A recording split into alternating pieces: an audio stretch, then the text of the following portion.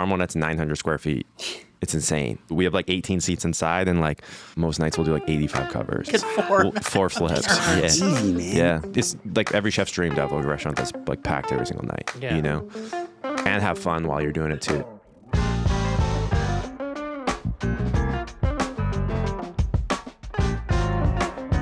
All right, we're back at Industry Only at the Cheese Store.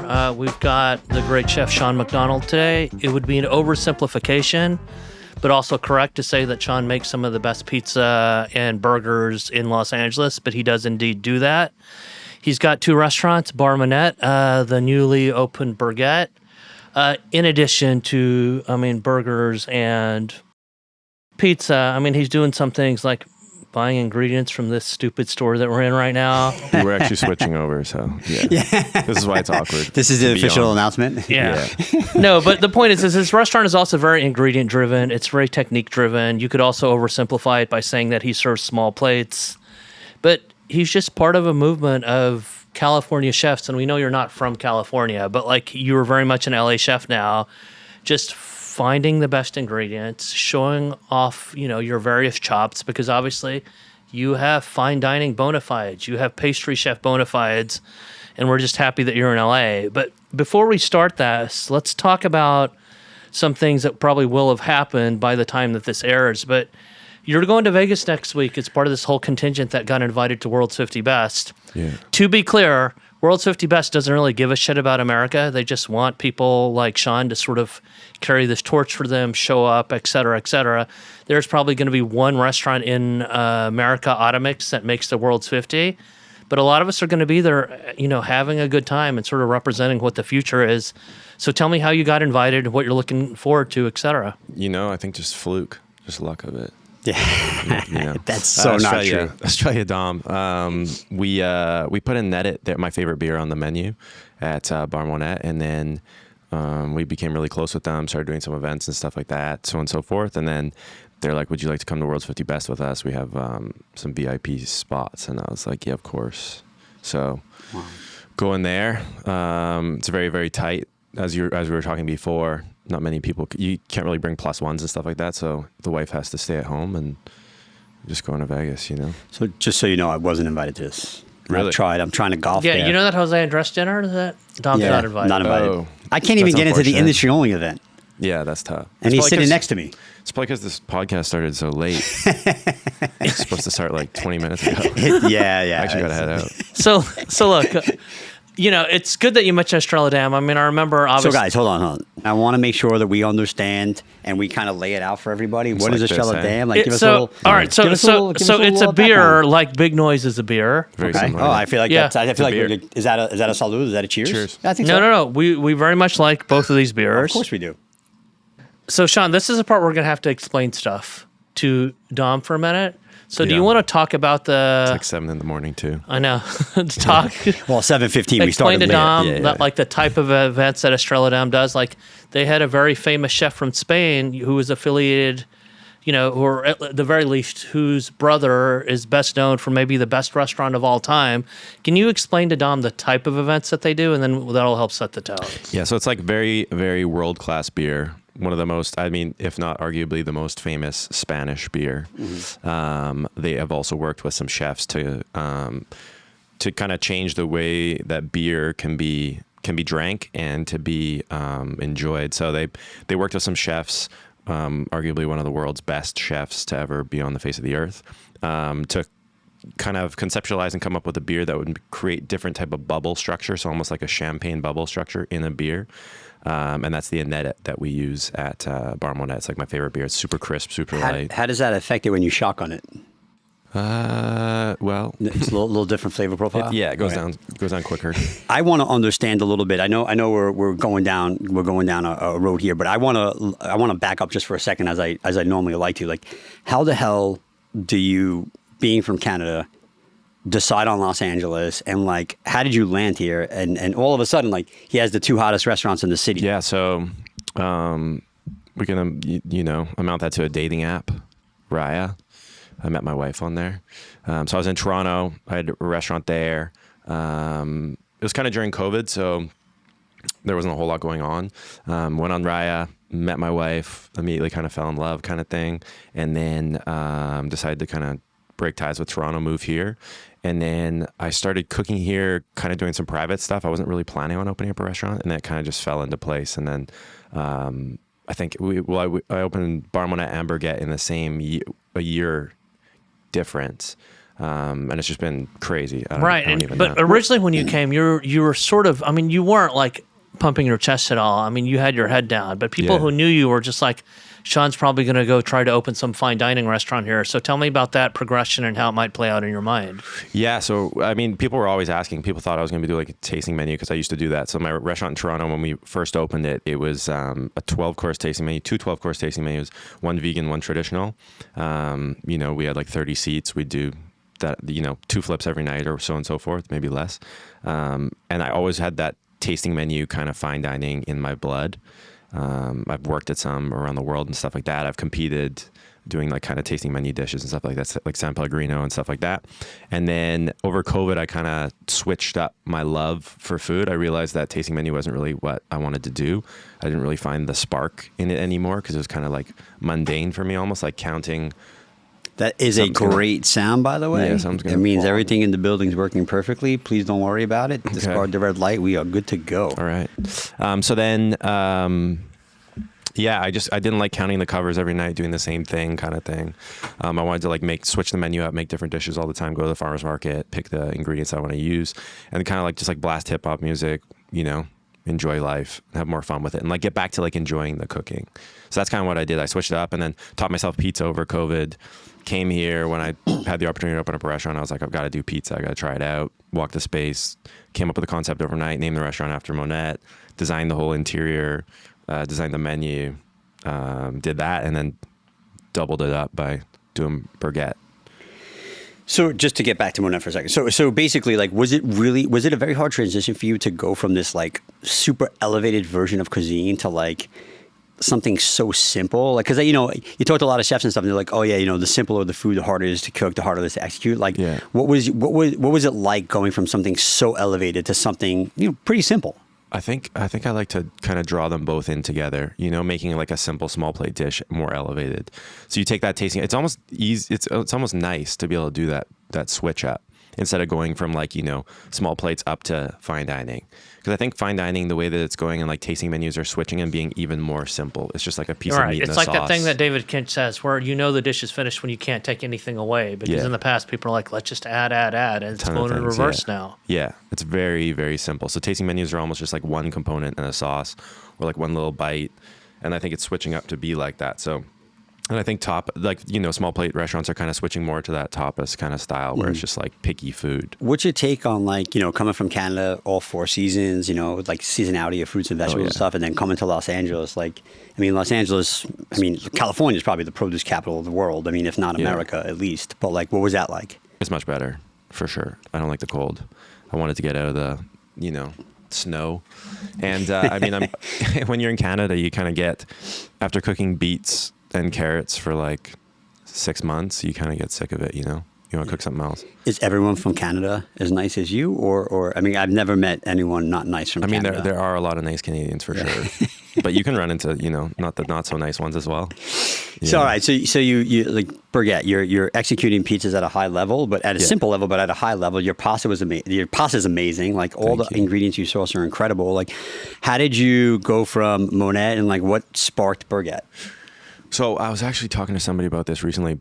Bar Monette was kind of made out of love, and then Bergette was kind of just like an opportunity that presented itself to me, and it was like I either take it or let somebody else take it. So it was a space next door.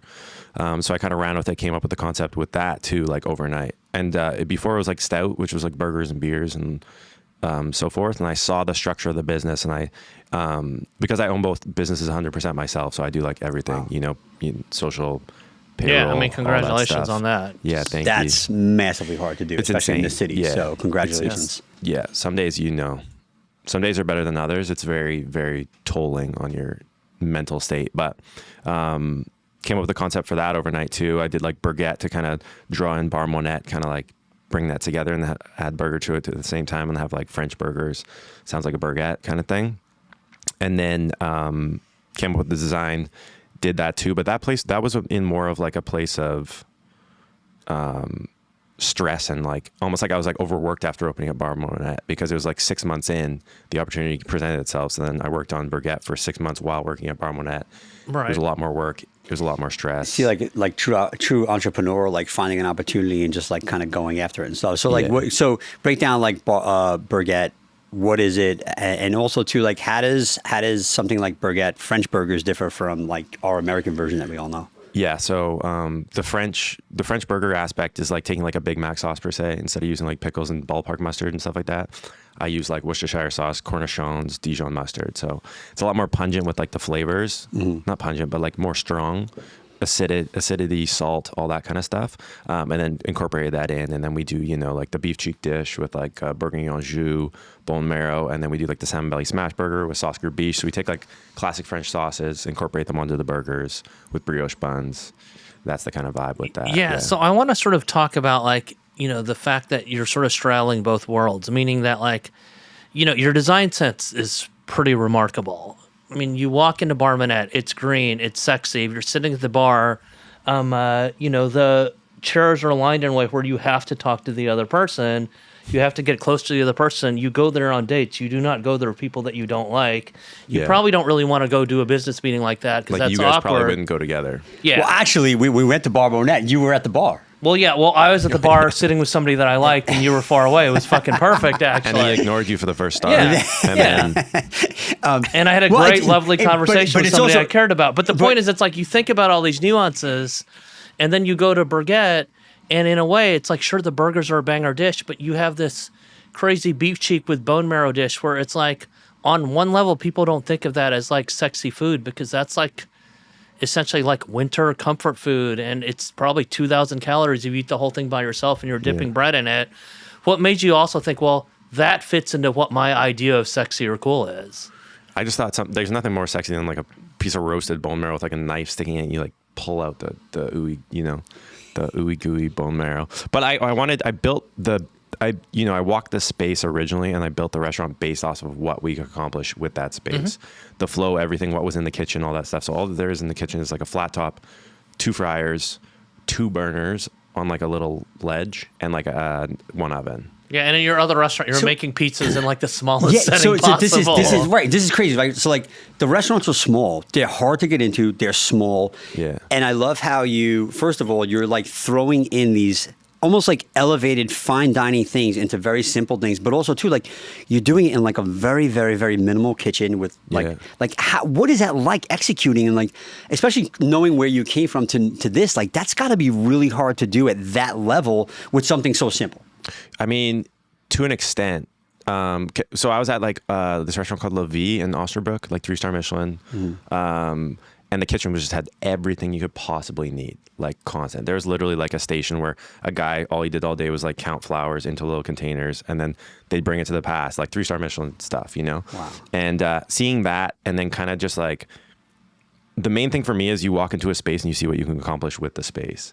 The biggest thing for me in the middle of service is like quick pickup. So I want like everything to be able to picked up at any time, but for like 3 minutes, right? Whether it be like the pizza, the burgers, or whatever. So that's essentially why we do the smash burgers too, because I want people to just like smash it, be able to send it, sauces are dialed, that kind of thing. So it's essentially figuring out the best way to execute in the space that you have available. And like Bar Monette's 900 square feet. It's insane. And like we have like 18 seats inside, and like most nights we'll do like 85 covers. We'll flip the table. Get 4. 4 flips. That's easy, man. Yeah. It's crazy.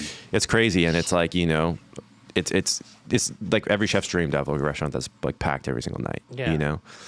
And have fun while you're doing it But too. do you have aspirations of doing something bigger? Because I think of a friend who opened a restaurant in Vegas, and it was a wild thing because he's talking about, and you know this, he had a restaurant in New York. Everything is upstairs and downstairs. Everything's a little fucking cubby. You're up against everybody. It's like ballet. Yeah. And he was like, in Vegas, it's like a fucking football field where literally I have to throw a football, 50 yards to hit somebody in the face if I actually need to get their attention. But then he goes, but the cool thing is, there's a room in this fucking casino that they just used for laminating dough, and we call it the croissant room. That's sick. So there's probably some in between that you want. Like, Yeah. what would be your dream scenario? My dream scenario, well, first it would be me not having to do all the business stuff too, because like Right. that's like, you know, the last thing I do these days is cook. All I do is like everything else. So if I was just handling like the food and maybe the design of the restaurant, I would want to do like, you know, maybe like a 60-seater tasting menu, dialed in, have fun with it, design the front, design the plates, design the, you know, everything, and then figure out what type of cuisine I'd want to do. Because I always want to be like one of those chefs who constantly like, you know, you see him cook something, you're like, what? I thought he cooked this. And then like always just be pushing yourself. Like you can I cook think you're any doing that type of already, cuisine. by the way. Yeah. Yeah, there's like 80% of the people who go to your restaurant who don't realize that you're probably as adept as pastries you are as anything else. But the first time I ate your food, it was that dinner that you did with our friend Nan at King Can, Yeah. where it was dessert that looked like savory and savory that looked like dessert. So tell me a little bit about your dessert background and how you get creative with that too. I think it was just like my medium to kind of express my artistic side with food, because it's very like refined. You can, you know, balance flavors and like textures and looks and stuff like that a little bit easier than you would be able to with like, you know, savory food. So I really got into desserts and like the geometric shape kind of stuff. I kind of rolled with that and went deep on that. But yeah, I did a dinner with my good friend Nan at King Can, and she wanted to do something cool and was like, let's do a, you know, let our eyes surprise or something like that. She said it was, and then she wanted to do desserts that looked like savory and savory looked like dessert. So like I was doing like a waffle, and then under like there's a little piece of like whipped coconut cream on top. We did Thai dishes too. Yeah. It was a fun menu actually. So then put like a little bit, so it looked like butter melted on the waffle, and then underneath there was like a toro crudo or tartare, and then like a cannoli, but inside it was like a white curry and white fish like bite kind of thing inside, but it looked like a sweet cannoli. And then for dessert it looked like green curry, but it was actually like a tres leches with like Thai ingredients and stuff like that. And I did a birthday cake that was a piece of Wagyu cut like a birthday cake covered in like a brown kind of jus. Yeah, I thought we were eating short rib or something. Massaman curry, yeah, massaman curry. And then, so it looked like chocolate cake, and then there was like a quenelle of the curry on the side, and I came and I torched it. So it looked like ice cream with like a cake with a quenelle ice cream. And I torched the ice cream so it melted and created a curry in the base, and then you like ate it. It was fun. It was dope. I mean, yeah, That's- this guy that's- should see, be, like he should be doing fine That's what I'm dining. saying. So like Yeah. here's what's kind of crazy too. Like so you start out as a pastry chef. Like what was the transition like going from like pastry to something savory? I know you were doing a Right, combination because of most both there, people but, can't like, do both. Yeah. But yeah, I Yeah. mean, like for me, when I think of a pastry chef, I think, oh my god, like they're a scientist. Like everything's like, you know. And then savory, not that it's easier, but it's just like it's different. It's like you play baseball, you play football. Yeah. It's like hard to play both. But then you Like, look at me and you're like, this guy can't do either of those. yeah, and he definitely doesn't eat what he's serving. That's for Yeah. sure. No, so well, I was like an executive chef when I was like 22 years old. That was my first job, like first 24 executive now, chef job. guys. Yeah, I'm 24 now. And then I opened up my first restaurant when I was like 27 in Toronto. Wow. So but I never had a pastry chef really. So I was always doing the pastries myself, just because the structure of like the business model for restaurants, for the certain amount of seats, you can afford like a pastry chef sometimes. So I was just Right. like doing the pastry chef thing myself.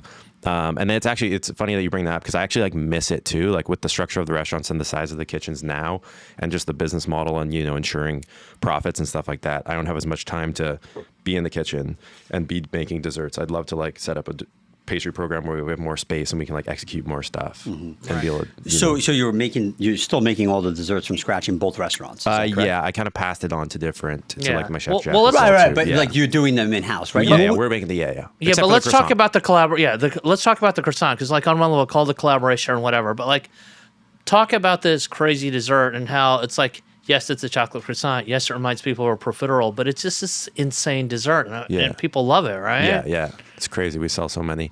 It's like a take on profiteroles au chocolat with, you know, like the cream puffs stuffed with either pastry cream or like whipped cream or whatnot, and then hot chocolate sauce over top. So like classic French dish. And I was trying to think of what we could do in the kitchen to kind of execute, because I was like figuring out the labor structure for this next restaurant for Bergette too. And I was like, why don't I utilize like my really good friends Artistry, which we've already done, I think, Love them, by the way. collabs. They're the best. amazing. Yeah. Yeah, Best yeah. humans on the By the way, I planet. think you were the one who introduced me to them. Yeah. Yeah. I think so. Yeah. Absolutely. Salt of the earth guys, amazing, so talented. And I wanted to take their croissant, which is already like perfect, stuff it with like a vanilla pastry cream, and then we pour like warm chocolate sauce over top and then stick a knife in it. So it's like kind of going in with the same thing with the beef cheek and the bone marrow, like how there's a knife sticking up. It's you got to play with your food a bit. Yeah. It's like your lavish. food's very visual, right? Yeah. It's like, Yeah. you know, and I mean, whether you're trying or not, you know that it's obviously like very Instagram, TikTok friendly because people are like, oh, holy shit, they want to interact with it. You have to like think about that stuff now. Yeah. It's crazy because you can get in like a bunch of press articles and you can get in one TikTok and that one TikTok can like blow up and your restaurant could be packed for like 2 months. So it's actually, but what I love is though, like that's the byproduct of you executing at the level that you're executing. Yeah. I'm kind of a little bit like curious. So is it like, tell us a little bit about like how difficult is it to run a restaurant in Canada versus a place like so much Los easier. Angeles, Yeah. like right? Yeah. Like Night and what day. You're is- starting to realize this is the hardest city in America, perhaps Literally, yeah. anywhere. Yeah, right now. Yeah, so. the LA Times article that said too not enough money to stay open. Yeah, Right. Yeah, We can't don't afford have to enough stay money open. We can't afford for to be sti- closed. yeah. Yeah. It's crazy. It's like everything from like insurance, taxes, Yeah. labor being the Right. highest it's like ever been, food costs being the highest it's ever been. It's crazy. Yeah. And yet you've managed to succeed. And I'm like, I know you don't have a real answer for this because the answer is that you're just heads been down and you do your thing. But you probably also now realize that like a lot of people come here from other cities and they don't succeed. LA doesn't want what they do or they don't understand LA. What is it about what you've done like has made it been like LA gets it?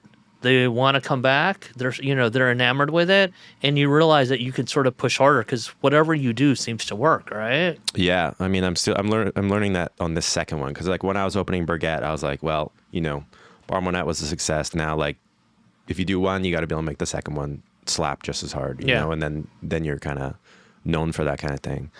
But yeah, no, I think I was always supposed to be here. I think that's why it happened so quickly and so easily. Like I think I moved here like 3 years ago. Within like a couple months, I was already planning Bar Monette, opened Bar Monette, and then 6 months after was playing Bergette, and then opened Bergette. So it's just like a meant to be thing for me to like be here. Yeah, I mean, I think like he's literally just he's doing his thing, and it happened. I mean, and at the level that you're doing it at, but also like people are gravitating towards it. It's not like you're trying to do something for people. You're just doing your thing. So like whatever you're doing obviously is working. I mean, like that's it's hard to do. It's hard enough to do already. It's like to execute at the level that you're doing, but you're also doing like simple things, execute at a high level, but you're doing what you love, and you have a lot of your influence and personality in a lot of the different dishes there. So like, and I it appreciate feels that. like a neighborhood restaurant. It feels like fully formed, but modest in the way that LA wants it to be. Because it's like, look, I know a lot of these were big real estate deals, a lot of these were hotel deals, but you also know that like whatever, Jeffrey Zakarian, John George, Angler, these things they come with a lot of fanfare, and then LA is just like, it doesn't feel like LA. So the thing that you did was that because you came here literally like out of love and also out of necessity, you're just going to make a restaurant that feels right. So. Yeah. It's being like frugal. And like I think restaurants needs a little bit of frugality too. Like you can't just come out of the gate and spend like a crap ton of money because then you're just in this hole that you'll never get out of. and it's very stressful. Well, where did you get your design sense from? Where did you get the confidence to do this yourself? Yeah, I honestly just went with it, and I love it now. I kind of want to design more restaurants. I mean, his More restaurants are pull away. beautiful. They're We should talk absolutely about gorgeous. this a little Yeah. bit, all right? Dude, like, Yeah. I already see like a whole Vibey. line. Well, not only vibey, like obviously we talked about playing the hip hop and hanging out. Yeah. Like I literally felt like I was in like someone's living room or like Yeah. like house. I didn't Yeah. feel like I was at a restaurant. It was very cozy, very very. And I think that plays into it, like the smaller seats being really cozy, seeing how beautiful the bar is at Monet. Like it's pretty special. Like it's not like a regular restaurant. Yeah, yeah. Well, my mom was big into art, so I'd always like paint, and when I was like in elementary school, I'd like fake sick and do art with my mom at home. So I think I always just had that art, part of me. But then I always was terrified to do design because it's like such a commitment to like design the space and things like that. And I just went with it for Bar Monette, and then it happened, and it was just so much fun, and people seemed to enjoy it. So then did it with Bergette too. But I think the main thing about restaurants too is creating like a dining room that people just want to sit at. Doesn't even matter if anything else is going on. Like no drink, no food, just a place that people want to sit and talk and have a conversation. I think that's how Right. you like base it off. And of that's a what Bar vibe. Monette feels like. Yeah. You just kind of want to hang out there, which I know is a little difficult for you because you need your customers to leave if you're doing 4.5 Yeah. turns or whatever. But Yeah. but you want to linger there. Yeah, because we set it at like hour and a half flips, and we'll talk to guests before, and sometimes they get a little crusty about it, but it's like, we got to flip the tables and stuff like that. But it's about creating a space and an environment that people want to like sit at and not leave. Yeah. Tell me about that back room at Bergette, because it seems like that's the type of place where at least late night it could be a place where people get to stay a while, right? Yeah. So we've had a couple parties there now. It's the champagne room. We curtained it off. Everybody loves a secret room here in LA, that kind of thing. It's not like crazy. Tell me a little something about a secret room. Yeah, exactly. I'm just kidding. You're not invited, Dom. I know, of course I'm not. Fucking Yeah, stop. I didn't even know you had a secret room. I've already been there 8 times. You didn't even know it existed, sometime, right? Yeah, exactly.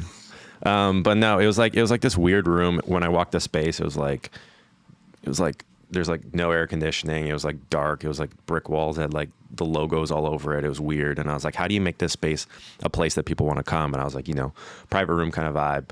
Put a bunch of different like champagne flutes, like kind of like sake glasses, how people can pick their flute at the start kind of thing. So cool. So do that. We've had a bunch of birthday parties there. We let people like saber champagne in the back if it's their birthday too. That's have cool. a little thing. And then we've been doing this thing where like, friends or family or, VIPs and stuff, if you saber a bottle, then we have them sign it. We put it up on the shelves. So like if you go and you look, there's like a bunch of, friends and stuff who have their like sabered bottles up on the wall with their signatures on them. And have you had some late nights sabering and drinking champagne yourself there yet? I don't know what you're talking about.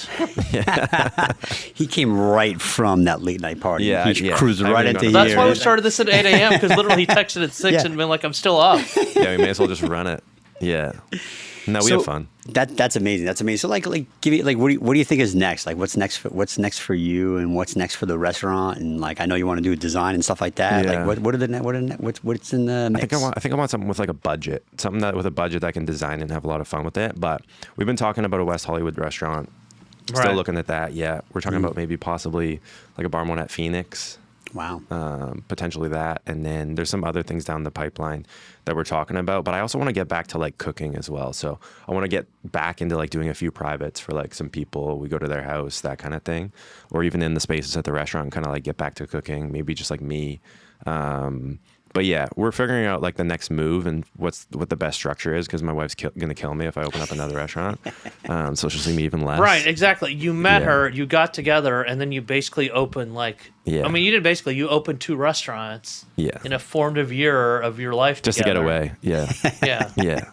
No, she's gonna kill me. So I gotta like take a little bit of time to spend some quality time with her and then figure out the next move. But I do want to do like a bigger restaurant, and I have a couple other concepts down the Without revealing too much, if you're going to do a bigger restaurant, like what do you think the food or the theme would be? Well, there's one I would say, but I don't want to give it up. Sure. Because I feel like it's needed in LA and there's not a lot of it. I love it. But other than that, I would want to hit like another like French kind of Japanese kind of mix, something like that, like really refined, tasty. Take like Japanese sauces and French sauces and kind of combine them. I think that's really cool food. I mean, I have a bunch. Yeah. I just don't want to give it up. Well, all right, let's talk about this in a more broad way, maybe the broadest way possible. We're talking about how you're obviously going to the World's 50 Best ceremony, but you're a pretty well-traveled guy. Like, what are some of the places or restaurants that are sort of the type of things that you think about when you want to create something new? I mean, like, I opened these restaurants based off of feelings of like traveling. Mm-hmm. Like Bar Monette was based off of, I remember sitting at this like one like tiny place, which Bar Monette kind of is in Barcelona, and having like tapas. And it was like we stood around, and that's the funny thing about Bar Monette. I have those tables in the center. Yeah. And I didn't originally have stools. I just had the tables, and I was like, people are going to stand here and they're going to eat. LA, they did not like to stand. So I realized that really quick. And then I put stools because nobody wanted to stand. And then people would be like, hey, the table doesn't match like this. And I'm like, okay, Now people can come and they don't leave complain. a Yelp review, motherfucker. Yeah, please. Yeah, I need that Yelp review. So I based that one off of that feeling. Bergette, I based off of the feeling of like, Paris Side Street, like hole in the wall you walk through. They're like drinking wine out of cups, kind of vibey, sexy date night. And then I'd love something a little bit more sterile. Yeah, tasting menu, kind of not white tablecloth, but more like refined. Get dressed up, come. Who are some of those chefs you look up to when you think about that, or like who has influenced you as you're navigating? I mean, the person, the fine dining chef that probably influenced me the most was Daniel Hum. Mm-hmm. I got all of his books when I was like a young chef, and I just thought it was like so sick. All of his food. Yeah, him. I mean, Dominique Cren's killing it. She'll probably won't she be on the World's 50 Best too? I mean, there's a chance. What's your take on that? What's your take on all like the Michelin here and all the it's different. accolades that? I mean, we're not on the recommended list or anything yet. Originally, I was like, when I was in Canada, I was really pushing towards. I was like, I want to be like one of the first Canadian Michelin-starred chefs. Does that make blah, you blah, change blah. the way you would normally do things? Yeah, I was like going. That's why I was going for the fine dining originally, and then COVID happened, and then it was just like such a weird thing. So we switched to being like like small plates, wine bar kind of vibe. Right, you know what Sean prefers? Having a successful business. That's It's exactly reality. it. Yeah, I think that's what people forget too. At the end of the day, it is a business, and it's like something that does need to survive. You know, it's like, it's crazy. And one of the things that I was talking to a bunch of people about too, like we're very fortunate. I'm like very, feel very blessed to like get the social stuff going on, the publications and everything. And I'm very, very happy about that. But you see online some of these like, influencers and stuff, they'll go to a restaurant and then they'll make a TikTok for clickbait and it'll be like, don't go here. And it's like, so what are you trying to do? You're trying to shut the business down? Yeah. It's like, there's people who invested millions of dollars into this restaurant. Sure. You came in off the street. Like, what credentials do you actually have for this? Writing about food and stuff or like making a TikTok about food, and you're telling people not go to the business to essentially have, them not get money, the dishwasher not be able to make money so he can't support his family. The cooks who are working there, like however many hours. It's insane. And it's like, what is this about? Is it about people enjoying food, or is it about trying to like ruin a business? Right. It's the guy that leaves a Yelp review. Like he has nothing else better to do with his time. Yeah. Like, it pretty much comes down to that. Yeah, and they're obviously missing something in their lives if they're like feeling the need to like put especially somebody bashing down. somebody. Like Yeah. and also too, this whole mentality of someone has to lose so you could win kind of thing like that. That doesn't never jive with me. And I also think too, There's room for everyone. Yeah. There's room for everyone. Right. And also too, like, look, there's certain things about a place that you might love and certain things you might not like. But like, I mean, look, when if you're executing at a level that is high enough, like, I mean, I personally don't believe that we should have other people coming in who 9 times out of 10 don't know anything about food, yet they think they have a voice and they exercise it when they probably should just go back to their day job. You know that I hate this shit as much as you do, but Yeah. on the flip side, you know that like this is something that like it's going to get worse. It's not going to get better. There's more and more platforms for people to post.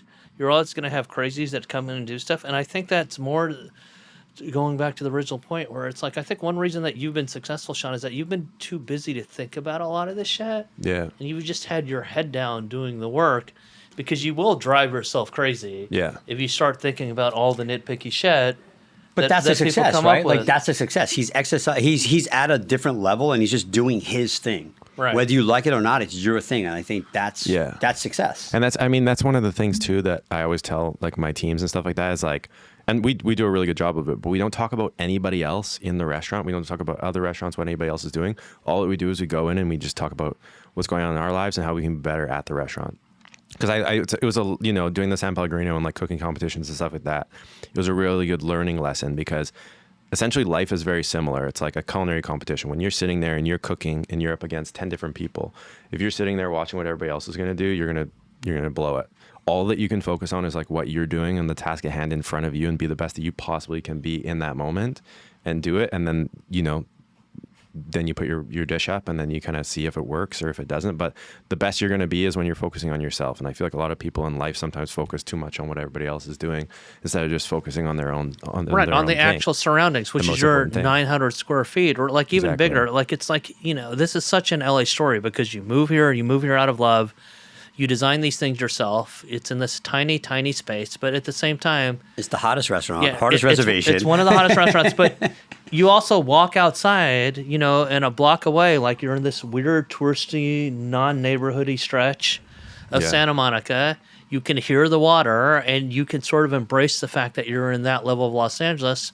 Or now you can just walk back in your other restaurant and start savoring champagne at 3 a.m. So you've got both worlds now. Yeah, I know, right? I shouldn't have told you guys that information. Wait, did you tell us that? Yeah. Well, we appreciate you coming today. Yeah, thank you very much for your time, bro. Seriously, that was awesome. It's great to hear your story. Great Thanks to for learn having about me. you, the restaurant, hearing what's next. We really appreciate you. Yeah, we're Yeah. excited to see what you do next. And I mean, and Dom put out some sandwiches that might actually be the best sandwiches in Beverly Hills, but we're not really trying to compare sandwiches right now. Only in Beverly Hills? Well, we've heard that there are other good sandwiches in Beverly Hills. Do we want to get There's into great sandwiches everywhere. Come in, try us, try everyone. It's Right. it's awesome. At some point, we're going to get Dom to go to like the east side of Los Angeles because he doesn't know where that is. If it's east of Yeah. La Cienega, I'm out. And he's going to eat some really, really great sandwiches there. You've been to Bay City, so in Santa Monica. Love at it, least, yeah. right? All right, cool. I He's think been to your side. Anyone at this least. table Yeah, would there love you to go. have Bay City's business. Yeah, it's true. Yeah, it's crazy. Yeah, it's great. Yeah. It's great. Absolutely, I love Yeah. it. No, it's killing. I love these, and they're viral too. Yeah, no, See you're them all over everywhere. Yeah, your sandwiches have gotten a lot of TikTok love. Yeah. There's some people who don't understand them, but the people who understand them, man, they love them. What's this TikTok you speak of? Yeah, exactly.